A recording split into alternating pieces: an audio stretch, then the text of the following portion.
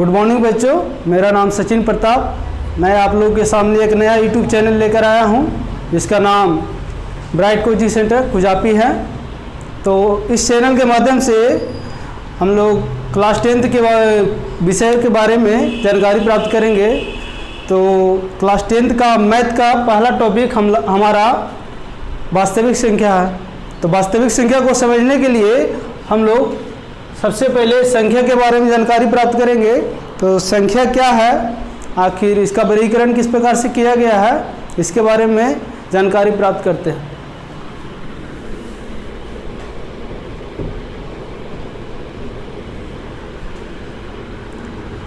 संख्या को दो भागों में बांटा गया है। पहला भाग वास्तविक संख्या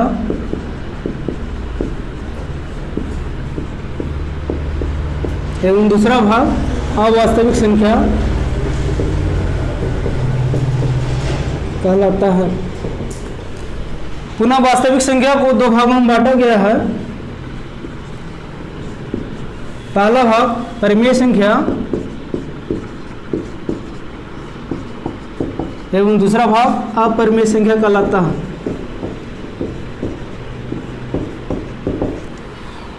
परिमेय संख्या को पुनः दो भागों में बांटा गया है।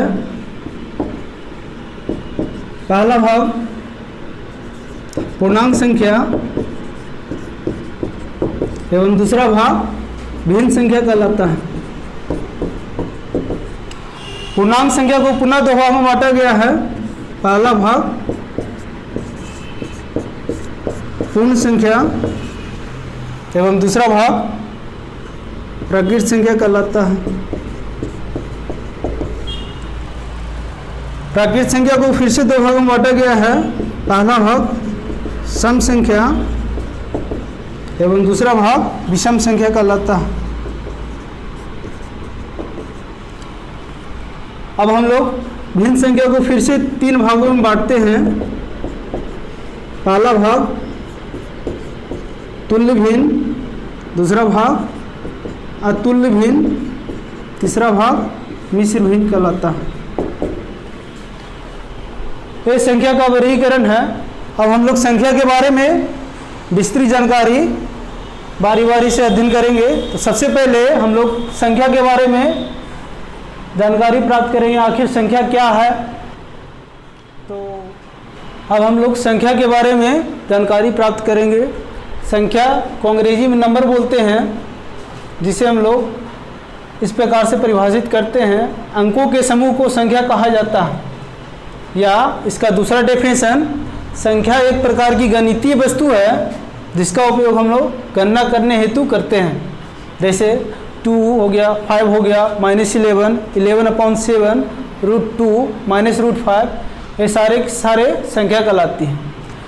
अब संख्या को पुनः दो भागों में बांटा गया है। पहला भाग वास्तविक संख्या एवं दूसरा भाग अवास्तविक संख्या है। वास्तविक संख्या को अंग्रेजी में रियल नंबर बोलते हैं, जो परिमेय संख्या और अपरिमेय संख्या के समूह होता है। इसे हम लोग कैपिटल R द्वारा प्रदर्शित करते हैं। जैसे हो गया 2, 3, -7, 5/6, -11/7, √2, √3 इत्यादि। ये सारे के सारे वास्तविक संख्याएं हैं। अब हम लोग अवास्तविक संख्या के बारे में पढ़ेंगे, जिसे अंग्रेजी में इमेजिनरी नंबर कहा जाता है। इमेजिनरी नंबर ऋणात्मक करणीगत संख्याओं का समूह होता है। इसे हम लोग कैपिटल I द्वारा सूचित करते हैं। जैसे √-2, √-3, √-4 इत्यादि। वास्तविक संख्या को हम लोग संख्या रेखा पर प्रदर्शित कर सकते हैं, जबकि अवास्तविक संख्या को संख्या रेखा पर प्रदर्शित नहीं कर सकते हैं। इस एक्सरसाइज में हम लोग वास्तविक संख्या के बारे में डिटेल अध्ययन करेंगे। अब हम लोग परिमेय संख्या एवं अपरिमेय संख्या के बारे में जानेंगे। संख्या के बारे में जानकारी प्राप्त करेंगे, जिसे अंग्रेजी में रेशनल नंबर कहते हैं। परिमेय संख्या वैसी संख्या होती है जिसे P/Q के रूप में व्यक्त किया जा सकता है, जहाँ Q 0 के बराबर नहीं होना चाहिए एवं P और Q दोनों पूर्णांक संख्याएं होना चाहिए। परिमेय संख्या को हम लोग कैपिटल Q द्वारा प्रदर्शित करते हैं। कैपिटल Q द्वारा सूचित किया जाता है।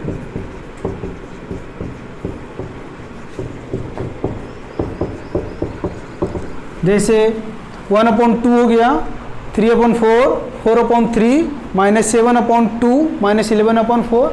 यहाँ पर देख रहे हैं हम लोग हर जो इसका Q है ये 0 नहीं है, प्रत्येक केस में यही परिमेय संख्या का कंडीशन होता है। इसका दूसरा परिभाषा इस प्रकार से हम लोग दर्शा सकते हैं, जिसका दशमलव प्रसार शांत या अशांत आवर्ती हो उसे परिमेय संख्या कहते हैं। तो बात यह है शांत दशमलव प्रसार क्या होता है। तो शांत दशमलव प्रसार को समझने के लिए यहाँ पर इसका डेफिनेशन लिखा गया है। वैसा दशमलव प्रसार जिसका मान दशमलव के कुछ अंकों के बाद निश्चित हो, अर्थात दशमलव के कुछ अंक के बाद उसका शेषफल 0 हो जाए, उसे शांत दशमलव प्रसार कहा जाता है। जैसे 0.125 हो गया, 6.25 हो गया इत्यादि। ये सारे जो मान दिया गया है एग्जाम्पल में, इसका मान दशमलव के 3 अंक के बाद यहाँ पर सीमित हो गया है, इसका मान 2 अंक के बाद सीमित हो गया। अब हम लोग अशांत दशमलव प्रसार के बारे में पढ़ेंगे। तो वैसा दशमलव प्रसार जिसका मान दशमलव के कुछ अंकों के बाद निश्चित ना हो, अर्थात अनिश्चित हो, उसे अशांत दशमलव प्रसार कहते हैं। जैसे 0.777 dots on, 1.646464 dots on, 3.14213 dots on. यहाँ पर हम लोग देख रहे हैं दशमलव के बहुत सारे यहाँ पर शेषफल 0 नहीं आ पा रहा है। इसका कारण है कि 150 तक इसका वैल्यू जा रहा है, मतलब इसी प्रकार से आगे बढ़ते जाएगा। यहाँ पर देखा जा रहा है एक ही संख्या बार बार रिपीट हो रहा है, यहाँ 2 संख्या बार बार रिपीट हो रहा है, लेकिन यहाँ पर कोई रिपीटेशन नहीं है। तो इस प्रकार से अशांत दशमलव प्रसार को 2 भागों में बांटा गया है। पहला हो जिसमें रिपीटेशन हो, दूसरा हो जिसमें रिपीटेशन ना हो। जिसमें रिपीटेशन होता है उसको अशांत आवर्ती कहते हैं, जिसमें रिपीटेशन नहीं होता है उसे अशांत अनावर्ती कहते हैं। तो अब हम लोग अशांत आवर्ती और अशांत अनावर्ती के बारे में जानकारी प्राप्त करेंगे। अशांत दशमलव प्रसार के बारे में अब हम लोग जानकारी प्राप्त करेंगे, जो 2 प्रकार का होता है। पहला अशांत आवर्ती और दूसरा अशांत अनावर्ती। अशांत आवर्ती जो होता है वो दशमलव के बाद रिपीटेशन उसमें होता है। जैसे यहाँ पर देख पा रहे हैं दशमलव के बाद 7 का रिपीटेशन लगातार हो रहा है। इस एग्जाम्पल में दशमलव के बाद 6464 का रिपीटेशन लगातार हो रहा है। तो यहाँ पर 1 अंक का रिपीटेशन हो रहा है, इसको हम लोग इस रूप में भी लिख सकते हैं 0.7 और इस पर रेकरिंग। जितने अंकों का रिपीटेशन होगा उतने अंक पर रेकरिंग दिया जाता है।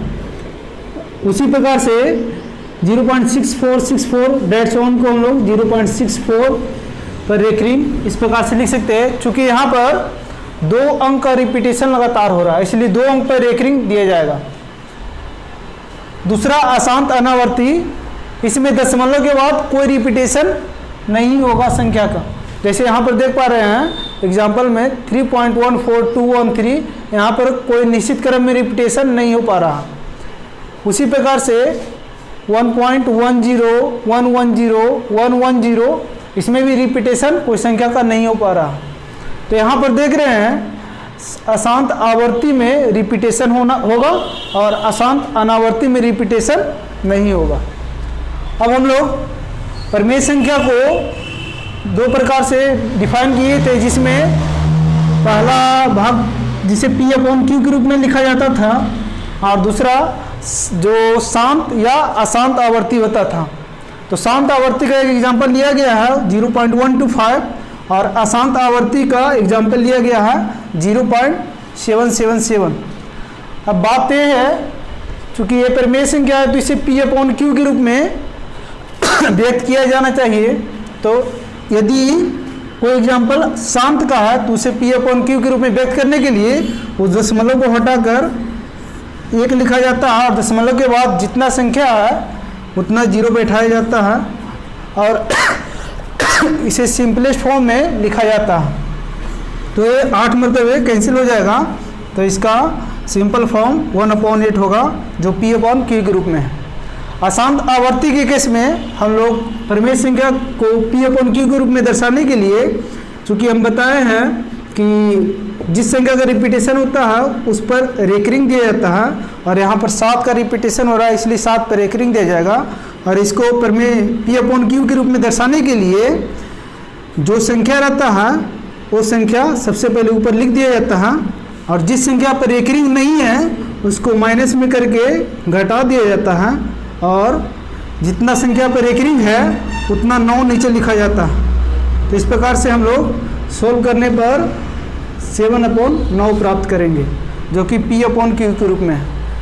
इस प्रकार से हम लोग शांत या अशांत आवर्तियों दोनों ही को हम लोग P/Q के रूप में व्यक्त कर पाते हैं, जो कि परिमेय संख्या का यही कंडीशन होता है। अब हम लोग अपरिमेय संख्या के बारे में जानेंगे, जिसे अंग्रेजी में इरेशनल नंबर कहा जाता है। ये धनात्मक करणीगत संख्या होता है जिसे हम लोग P/Q के रूप में व्यक्त नहीं कर पा सकते, जैसे √2 हो गया, √3, √5 इत्यादि। इसका दूसरा डेफिनेशन है वैसी संख्या जिसका दशमलव प्रसार अशांत आवर्ती हो, अपरिमेय संख्या कहलाएगा। जैसे √2 का मान निकालने पर हम लोग पाते हैं 1.414 21356 डेट्स ओन। तो यहाँ पर देख रहे हैं दशमलव के बाद रिपीटेशन नहीं हो रहा, अर्थात अशांत अनावर्ती हुआ। अशांत अनावर्ती यहाँ पर कर लीजिएगा। उसी प्रकार से √3 का मान निकालने पर हम लोग पाते हैं 1.73205008 डेट्स ओन। यहाँ पर भी किसी भी संख्या का दशमलव के बाद रिपीटेशन नहीं हो रहा, तो हम लोग बोल सकते हैं जिसका दशमलव प्रसार अशांत अनावर्ती हो उसे अपरिमेय संख्या कह सकते हैं। यहाँ पर कुछ क्वेश्चन दिया गया है जिसमें दशमलव प्रसार को परिमेय संख्या एवं अपरिमेय संख्या के रूप में पहचानना है। तो पहला क्वेश्चन है 0.5। तो यहाँ पर देख रहे हैं दशमलव के एक अंक के बाद यहाँ पर संख्या सीमित हो गया है, अर्थात इसका दशमलव प्रसार शांत होगा, और जो भी संख्या दशमलव प्रसार शांत होता है वो परिमेय संख्या होता है, अर्थात यह परिमेय संख्या होगा। दूसरा क्वेश्चन है 6.125। ये भी दशमलव के 3 अंक के बाद ये सीमित हो गया है, अर्थात ये शांत दशमलव प्रसार होगा, और शांत दशमलव प्रसार वाली संख्या परिमेय संख्या कहलाती है। अगला क्वेश्चन है 0.343434 डेट्स ओन। यहाँ पर देख रहे हैं दशमलव के बाद 2 संख्या बार बार रिपीट हो रहा है, अर्थात इसमें इसका दशमलव प्रसार अशांत आवर्ती होगा, और जो संख्या अशांत आवर्ती होता है वो भी परिमेय संख्या ही होता है, अर्थात ये भी परिमेय संख्या होगा। अगला क्वेश्चन है 0.153153 डेट्स ओन। यहाँ पर दशमलव के बाद 3 अंकों का रिपीटेशन लगातार जारी है, अर्थात इसका दशमलव प्रसार भी अशांत आवर्ती होगा, इसलिए ये संख्या भी परिमेय संख्या होगा। अगला संख्या है 3.1421345 डेट्स ऑन। यहाँ पर किसी भी संख्या का रिपीटेशन दशमलव के बाद नहीं हो पा रहा है, अर्थात इसका दशमलव प्रसार अशांत अनावर्ती होगा, और जो संख्या अशांत अनावर्ती होता है वो अपरिमेय संख्या होती है। अगला पाई एक ग्रीक संख्या है जिसका मान हम लोग 3.1421 डेट्स ओन रखते हैं। कुछ लोगों को मानना है कि पाई का मान 22/7 होता है। यहाँ पर देख रहे हैं कि दशमलव के कुछ अंक के बाद रिपीटेशन यहाँ पर नहीं हो रहा, अर्थात यह अशांत अनावर्ती होगा,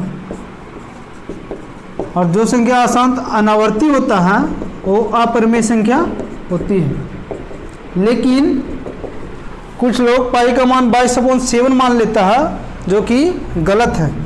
22/7 इसका मान एग्जैक्ट मान नहीं होता है, जस्ट इसके नज़दीक होता है।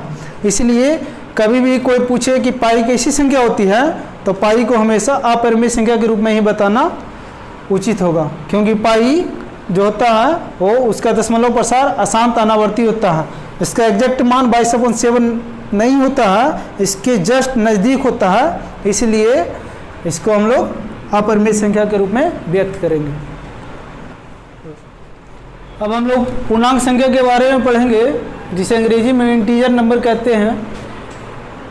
यह धनात्मक एवं ऋणात्मक प्राकृत संख्या के परिवार में शून्य को शामिल कर लेने से प्राप्त संख्या होती है। इसे कैपिटल जेड द्वारा सूचित किया जाता है, जैसे माइनस इन्फाइनाइट हो गया, डेढ़ सौ। इसी प्रकार से -4, -3, -2, -1, 0, 1, 2, 3, 4, 5, डेढ़ सौ प्लस इन्फाइनाइट तक जाता है।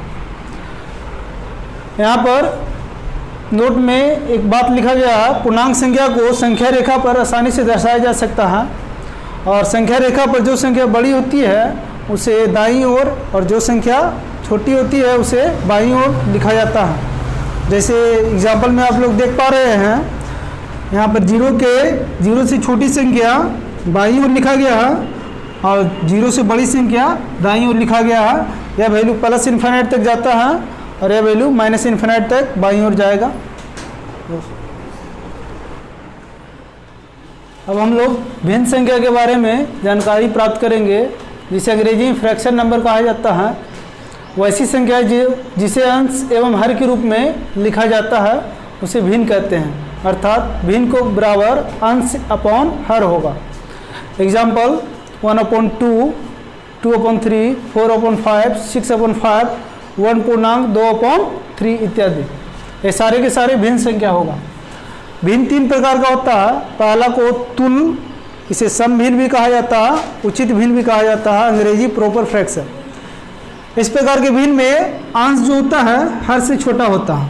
जैसे एग्जाम्पल में देख रहे हैं, अंश इसका 1 है, हर 2 है, हर यहाँ पर बड़ा है, अंश छोटा है। उसी प्रकार से 3/4, 5/6 इत्यादि। दूसरा भिन्न जो होता है अतुल्य भिन्न, इसका दूसरा नाम विषम भिन्न या इसे अनुचित भिन्न के नाम से भी जाना जाता है। अंग्रेजी में इसको इम्प्रॉपर फ्रैक्शन कहा जाता है। इसमें अंश ग्रेटर देन होता है हर के, जैसे 3/2, 4/3 इत्यादि। तीसरा मिश्र भिन्न, जिसे अंग्रेजी में मिक्स्ड फ्रैक्शन कहा जाता है। यह पूर्णांक एवं तुल्य भिन्न का मिश्रण होता है। जैसे 1 पूर्णांक 1/2, यहाँ पर 1 जो है पूर्णांक है और 1/2 जो है ये तुल्य भिन्न है। उसी प्रकार से 3 पूर्णांक 4/5 इत्यादि। वास्तव में ये इसका वैल्यू जो होगा 3/2 जो होगा, जो कि एक प्रकार का अतुल्य भिन्न है या इसे विषम भिन्न भी कहेंगे। तो एक प्रकार से देखा जाए मिश्र भिन्न अतुल्य भिन्न ही होता है। उसी प्रकार से 3 पूर्णांक 4/5 का वैल्यू होगा 5 3 15 4 19/5। ये भी एक प्रकार का अतुल्य भिन्न होगा।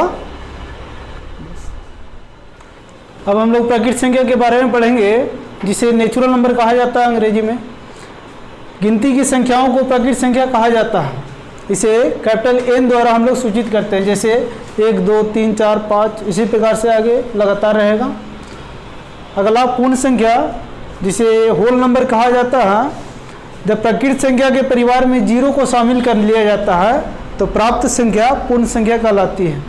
इसे कैपिटल W द्वारा सूचित किया जाता है। जैसे 1 2 3 4 5 6 तो प्राकृत संख्या था ही, इसमें 0 को जब शामिल कर लेंगे तो टोटल प्राप्त संख्या पूर्ण संख्या कहलाएगी।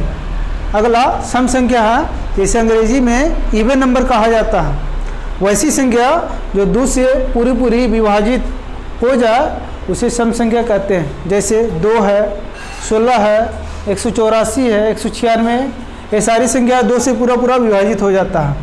यह इसका दूसरा डेफिनेशन है, जिसका इकाई अंक 0 हो, 2 हो, 4 हो, 6 हो या 8 हो, सम संख्या कहलाएगी। इन सारे एग्जाम्पल में देख रहे हैं इकाई अंक यही संख्या में से कोई संख्या है, 2 6 4 6। अगला विषम संख्या, जिसे ऑड नंबर कहा जाता है। वैसी संख्या जो 2 से पूरी विभाजित ना हो विषम संख्या कहलाती है। जैसे 1 हो गया, 3 हो गया, 5 7 9 11 17 इत्यादि।